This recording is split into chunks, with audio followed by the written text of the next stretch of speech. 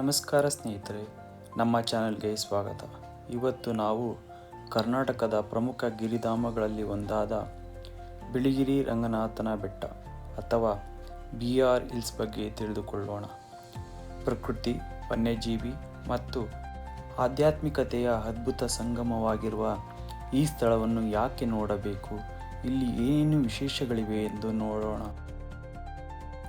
ಇಲ್ಲಿ ಬೆಟ್ಟದ ಮೇಲಿರುವ ಬಿಳಿಗಿರಿ ರಂಗನಾಥ ಸ್ವಾಮಿ ದೇವಸ್ಥಾನ ಇಲ್ಲಿನ ಪ್ರಮುಖ ಆಕರ್ಷಣೆಯಾಗಿದೆ. ಬಿಳಿ ಬಣ್ಣದ ಶಿಲೆಯಿಂದ ಈ ಬೆಟ್ಟ ಆವೃತವಾಗಿರುವುದರಿಂದ ಇದಕ್ಕೆ ಬಿಳಿಗಿರಿ ಎಂದು ಹೆಸರು ಬಂದಿದೆ. ಇದು ಕೇವಲ ಪ್ರವಾಸಿ ತಾಣ ಮಾತ್ರವಲ್ಲದೆ ಇದೊಂದು ಪವಿತ್ರ ಕ್ಷೇತ್ರವೂ ಹೌದು. ಈ ದೇವಾಲಯದಲ್ಲಿರುವ ವಿಶೇಷವೆಂದರೆ ಶ್ರೀ ರಂಗನಾಥ ಸ್ವಾಮಿಯು ನಿಂತಿರುವ ಭಂಗಿಯಲ್ಲಿ ದರ್ಶನ ನೀಡುತ್ತಾನೆ. ದಕ್ಷಿಣ ಭಾರತದಲ್ಲಿ ಈ ರೀತಿಯ ನಿಂತ ಭಂಗಿಯಲ್ಲಿರುವ ರಂಗನಾಥನ ಮೂರ್ತಿ ಇರುವುದು ವಿರಳ. ಪ್ರತಿ ವರ್ಷ ಫೆಬ್ರವರಿ ಅಥವಾ ಮಾರ್ಚ್ ತಿಂಗಳಲ್ಲಿ ಇಲ್ಲಿ ನಡೆಯುವ ರಥೋತ್ಸವವು ಸಾವಿರಾರು ಭಕ್ತರನ್ನು ಆಕರ್ಷಿಸುತ್ತದೆ. ಹಾಗೆಯೇ BR ಹಿಲ್ಸ್ ಪರಿಸರ ವ್ಯವಸ್ಥೆಗಳ ಸಂಗಮವೆಂದರೆ ತಪ್ಪಾಗುವುದಿಲ್ಲ. ಇಲ್ಲಿ ಪರಿಸರ ವ್ಯವಸ್ಥೆಯ ಜೊತೆಗೆ ಜೀವ ಸಂಕುಲಗಳು ಕಂಡುಬರುತ್ತವೆ. ಈ ಕಾರಣಕ್ಕಾಗಿ ಇದನ್ನು ಜೀವ ವೈವಿಧ್ಯದ ಕೊಂಡಿ ಎಂದು ಕರೆಯಲಾಗುತ್ತದೆ. ಇಲ್ಲಿ ಕೇವಲ ಹುಲಿ ಮತ್ತು ಆನೆಗಳು ಮಾತ್ರವಲ್ಲ, ಕಾಡು ನಾಯಿ, ಸೋಮಾರಿ ಕರಡಿ, ಚಿರತೆ, ಕಾಡೆಮ್ಮೆ, ಜಿಂಕೆ ಮತ್ತು ಮುಳ್ಳಂದಿಗಳಂಥ ಹಲವಾರು ಪ್ರಾಣಿಗಳಿವೆ. ಅದೇ ರೀತಿಯಾಗಿ ಇದು ಪಕ್ಷಿ ವೀಕ್ಷಕರಿಗೆ ಸ್ವರ್ಗವಿದ್ದಂತೆ. ಇಲ್ಲಿ ಸುಮಾರು 250ಕ್ಕೂ ಹೆಚ್ಚು ಪ್ರಭೇದದ ಪಕ್ಷಿಗಳು ಕಂಡುಬರುತ್ತವೆ. ಇಲ್ಲಿನ ಅರಣ್ಯದಲ್ಲಿ 700ಕ್ಕೂ ಹೆಚ್ಚು ಬಗೆಯ ವೈವಿಧ್ಯಮಯ ಸಸ್ಯ ಪ್ರಭೇದಗಳಿವೆ ಕೂಡ. ವನ್ನೆ, ಮತ್ತಿ, ತೇಗ ಮತ್ತು ಶ್ರೀಗಂಧದ ಮರಗಳು ಇಲ್ಲಿ ಹೇರಳವಾಗಿವೆ. ಇಲ್ಲಿನ ಮತ್ತೊಂದು ವಿಶೇಷತೆ ಏನೆಂದರೆ ಇಲ್ಲಿ ಸುಮಾರು 600 ವರ್ಷಗಳಷ್ಟು ಹಳೆಯದಾದ ದೊಡ್ಡ ಸಂಪಿಗೆ ಮರ ಇದೆ. ಇದು ಸ್ಥಳೀಯ ಸೋಲಿಗ ಬುಡಕಟ್ಟು ಜನಾಂಗಕ್ಕೆ ಒಂದು ಪವಿತ್ರ ಸ್ಥಳವಾಗಿದೆ. ಮಹಾಶಿವರಾತ್ರಿಯ ಮುನ್ನ ದಿನದಂದು ಅವರು ಈ ಮರದ ಸುತ್ತಲೂ ಬೆಂಕಿಯ ನೃತ್ಯವನ್ನು ಮಾಡುತ್ತಾರೆ. BR ಹಿಲ್ಸ್ ಅರಣ್ಯದಲ್ಲಿ ಸೋಲಿಗ ಬುಡಕಟ್ಟು ಸಮುದಾಯದವರು ವಾಸಿಸುತ್ತಿದ್ದಾರೆ. ಇವರು ತಮ್ಮದೇ ಆದ ವಿಶಿಷ್ಟ ಸಂಸ್ಕೃತಿ ಮತ್ತು ಜೀವನ ಶೈಲಿಯನ್ನು ಹೊಂದಿದ್ದಾರೆ ಮತ್ತು ಅರಣ್ಯದೊಂದಿಗೆ ನಿಕಟ ಸಂಬಂಧ ಹೊಂದಿ ಅದರ ರಕ್ಷಣೆಯಲ್ಲೂ ಕೂಡ ತೊಡಗಿಸಿಕೊಂಡಿದ್ದಾರೆ.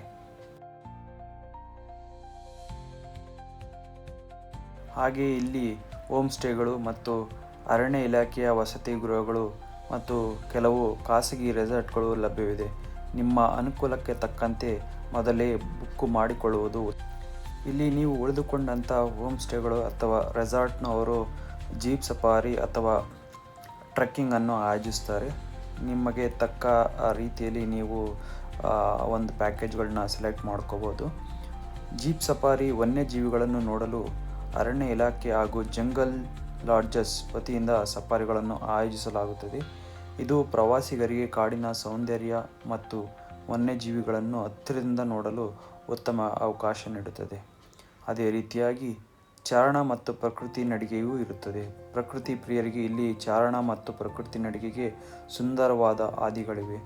ಕಾಡಿನ ಒಳಗಿನ ಹಾದಿಗಳಲ್ಲಿ ಸಾಗುವುದು ರೋಮಾಂಚಕ ಅನುಭವವನ್ನು ನೀಡುತ್ತದೆ.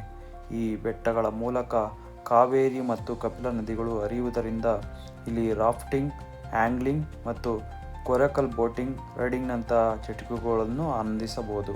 ಹಾಗೆಯೇ ನಿಮ್ಮೆಲ್ಲರಿಗೂ ತಿಳಿದಿರುವ ಹಾಗೆ BR ಹಿಲ್ಸ್ ಒಂದು ಟೈಗರ್ ರಿಸರ್ವ್ ಫಾರೆಸ್ಟ್.